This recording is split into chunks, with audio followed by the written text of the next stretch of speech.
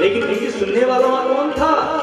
वो सबका मन तो प्रभु के श्री चरणों में जा लगा था। जब कीर्तन बंद नहीं हुआ, गुरु शरणागत ने बालक विलास का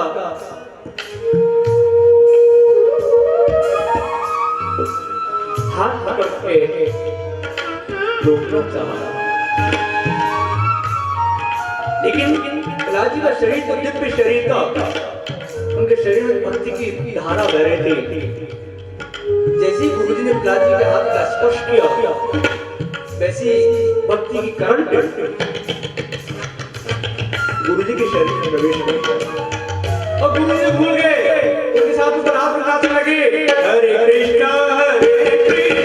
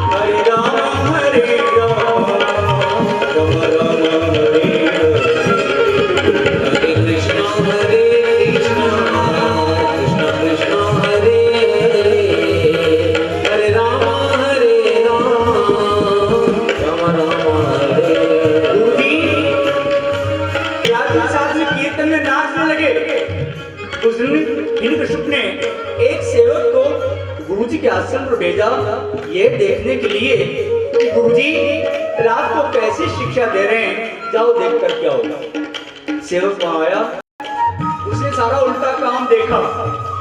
यहाँ तो पढ़ाई लिखाई कुछ नहीं हो रही है, यहाँ तो सब कीर्तन कर रहे हैं सारे बालक, यहाँ तक गुरुजी रात के साथ में कीर्तन में नाच रहे हैं। ये देख करके वो सेवक सोचने लगा, यदि आज महाराज को बात मालूम हो गई कि गुरुजी प्रहलाद के साथ में कीर्तन में नाच रहे हैं, तो महाराज आज गुरुजी की तो हत्या करवा देंगे, गुरुजी को बाकी छोड़ने वाले नहीं है। अतः सेवक गुरुजी का हाथ पकड़ करके रोकने लगा, गुरुजी ये क्या कर रहे हैं आप? लेकिन वहां तो भक्ति की धारा बह चुकी थी। जैसे सेवक ने गुरुजी के हाथ का स्पर्श किया, वैसे ही भक्ति का करंट उस सेवक में प्रवेश कर गया और सेवक भूल गया, वो भी उनके साथ ऊपर हाथ करके नाच लगा, हरे कृष्णा हरे कृष्णा कृष्ण कृष्णा हरे हरे, हरे राम राम राम हरे हरे। हरे कृष्णा हरे कृष्णा कृष्ण कृष्ण हरे हरे, हरे राम राम राम हरे हरे। हरे कृष्णा हरे कृष्णा कृष्ण हरे हरे, हरे राम राम हरे हरे। हरे कृष्णा हरे कृष्णा कृष्ण कृष्ण हरे हरे, हरे राम राम हरे हरे। वो सेवक भूल गया कि मैं क्यों आया था। इस सत्संग की महिमा ही न्यारी है, जो सत्संग में जाता है उस रंग में रंग जाता है। जब सेवक को आने में देरी हो गई, फिर कृष्ण ने दूसरा सेवक भेजा, जाओ तुम लेकर के आओ। वो सेवक लौट के क्यों नहीं आया? दूसरा सेवक आया, वो भी किसी हाथ का स्पर्श पकड़ के वो भी नाचने लगा। सेवक भेजता गया, सारे सेवक पूरे हो गए, कोई लौट के नहीं आया, सबकी वही दशा हुई। हिरण्यकशिपु सोचता है आज बात क्या है, जो गया सो गया, लौट के कोई नहीं आया, चलो मैं स्वयं चल करके देखता हूं। तो हिरण्यकशिपु स्वयं उठ करके गुरुजी के आश्रम पर आया। उसने देखा सारे बालक, सारे सेवक, यहां तक गुरुजी लाद के साथ में कीर्तन में नाच रहे हैं। ये देख करके उसे बड़ा क्रोध आ गया। उसने नाचने वालों में किसी का एक का हाथ पकड़ करके बैठा दिया। कीर्तन रुक गया। देखिए अन्य जितने भी सेवक वहां आए, किसी न किसी बालक का हाथ का स्पर्श पा करके वो नाचने लगे, लेकिन इस हिरण्यकशिपु पर उनके स्पर्श का कोई भी असर नहीं हुआ। ऐसा क्यों हुआ? इस हिरण्यकशिपु पर उनके स्पर्श का असर क्यों नहीं हुआ? हमारे घर में बिजली की लाइन डली होती है, होल्डर के अंदर हम बल्ब लगाते हैं। जिस बल्ब के अंदर से वायर ठीक ठीक जुड़े होंगे, कनेक्ट होंगे, तो बिजली का करंट उस बल्ब के अंदर प्रभावित हो जाएगा। और यदि उस बल्ब के अंदर से वायर टूटे हो तो करंट प्रभावित नहीं होगा। इसी प्रकार हिरण्यकशिपु के भी अंदर से तार टूटे हुए थे, ये फ्यूज बल्ब था, इसलिए इसके अंदर भक्ति का करंट प्रभावित नहीं हुआ। कीर्तन रुक गया। गुरु शन्नामर्क ने सारी बातें हिरण्यकशिपु को बताई। सारी बातें सुन के हिरण्यकशिपु बड़ा क्रोधित हो गया। प्रहलाद जी से कहने लगा, तू अब भी मेरे शत्रु का भजन करता है? इस संसार में मेरे सिवा ईश्वर कोई है ही नहीं। दुष्ट स्वयं तो सुधरता नहीं है और अन्य बालकों को और बिगाड़ने में लगा हुआ है। आज मैं तुझे मार डालूंगा। ऐसा कहते बालक प्रहलाद का हाथ पकड़ के धरती पर गिरा दिया। धरती माता ने प्रहलाद जी को अपनी गोद में उठा लिया। प्रहलाद जी ने उठ करके अपने पिता को प्रणाम किया। हिरण्यकशिपु कहने लगा, मुझे प्रणाम करता है लेकिन मेरा कहना नहीं मानता। बोल, वो तेरा रक्षक विष्णु कहाँ है? प्रहलाद जी कहने लगे, पिताजी मेरे प्रभु कहाँ नहीं है? पिताजी मेरे प्रभु तो सर्वत्र है। पिताजी आज आप क्रोध ना करें, क्योंकि मुझे आज आपके मुख पर मृत्यु की छाया दिखाई दे रही है। आप राग द्वेष क्रोध इनका त्याग करके एकांत में बैठ करके प्रभु का भजन करें।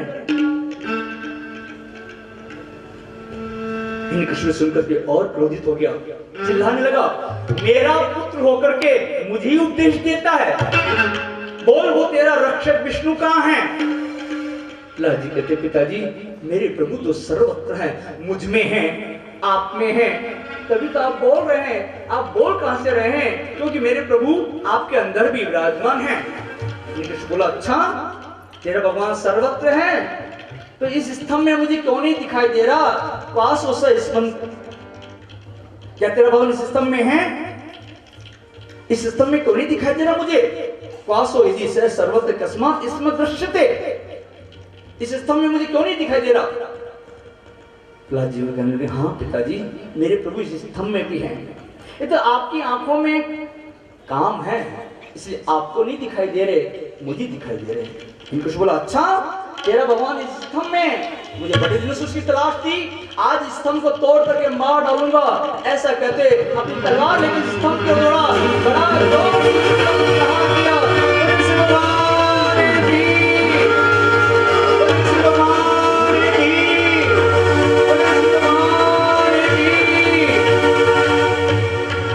नरसिंहवान हिरण्यकशिपु को पकड़कर घसीटते दरवाजे की देहली पर ले गए और अपनी गोद बिठा कर कहने लगे, ये समय ना दिन का है ना रात का, तुझे वरदान था, ना मैं दिन में मरूं रात में, ये संध्या का समय है, मैं तुझे संध्या के समय मारूंगा।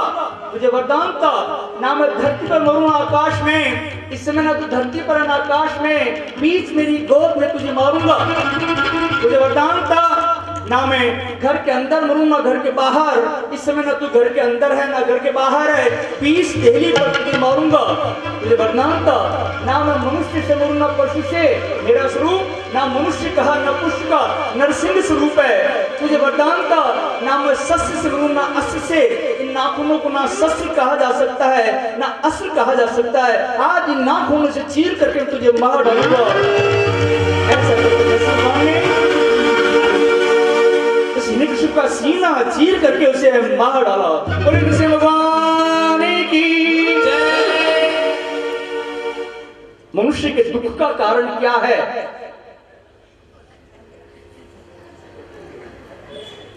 मनुष्य के दुख का कारण है अहंकार।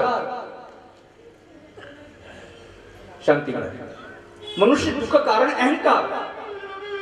ये शरीर घर है, इस शरीर रूपी घर में अहंकार हिरण्यकशिपु का स्वरूप है। इस शरीर रूपी घर में ये जीव देली है, इसको ना तो बाहर कहा जा सकता है ना अंदर कहा जा सकता है। इस शरीर रूपी घर में यदि अहंकार रूपी हिरण्यकशिपु को मारना चाहते हो तो जीव रूपी देहली पर प्रभु के नाम को रख दो, तो अहंकार रूपी हिरण्यकशिपु का नाश हो जाएगा। अपने भक्त प्रहलाद के वचनों को सिद्ध करने के लिए और अपनी सर्वव्यापकता को सिद्ध करने के लिए नरसिंह भगवान वैशाख शुक्ल चतुर्दश के दिन उस काष्ठ स्तंभ में से प्रकट हुए थे। पंजाब में जो मुल्तान शहर है वो हिरण्यकशिपु की राजधानी है। नरसिंह भगवान ने वहीं अवतार लिया था, वहीं प्रकट हुए थे। इसी कारण पंजाब वासी अपने नाम के आगे सिंह लगाते हैं। सिंह लगा क्यों लगाते हैं? इसलिए लगाते हैं परमिंदर सिंह, राजेंद्र सिंह, जसविंदर सिंह, इसीलिए सिंह लगाते हैं। और पंजाब वासी सिंह लगाते ही नहीं हैं, सिंह के समान बलवान भी हैं, क्योंकि पंजाब वासी दूध का प्रयोग करते हैं, दूध और दही का प्रयोग करते हैं, चाय नहीं पीते। पंजाब में जाओ, यहाँ काफी पंजाबवासी बैठे हैं, वहां इतना बड़ा लस्सी का गिलास मिलता है, क्योंकि हम तो चार भी मिलके नहीं पी सकते हैं और वो अकेला पी जाता है। इसलिए पंजाबवासी बलवान होते हैं। चाय पीने वाला बलवान नहीं हो सकता है, दूध और लस्सी का प्रयोग करने वाले बलवान हो सकता है। नरसिंह भगवान ने गुरु गुरु शब्द का उच्चारण करते संसार को उपदेश दिया। बिना सद्गुरु कृपा के प्रभु का दर्शन संभव नहीं है। गुरुदेव कृपा करके मुझको अपना लेना, गुरुदेव कृपा करके मुझको अपना लेना। और बीच में सद्य परम पूज्य हम पर आशीर्वाद बना रहता आपका हमेशा। गुरुदेव श्री श्री 1008 महामंडलेश्वर श्री बाल मुकुंदाचार्य जी महाराज पधारे हैं। गुरुदेव की स्तुति करेंगे, फिर आपका आशीर्वचन में हमें मिलेगा। गुरुदेव दया करके मुझको अपना लेना, गुरुदेव दया करके मुझको अपना लेना। मैं शरण पड़ा तेरी चरणों में जगा देना, मैं शरण पड़ा तेरी चरणों में जगा देना। गुरुदेव दया करके मुझको अपना लेना।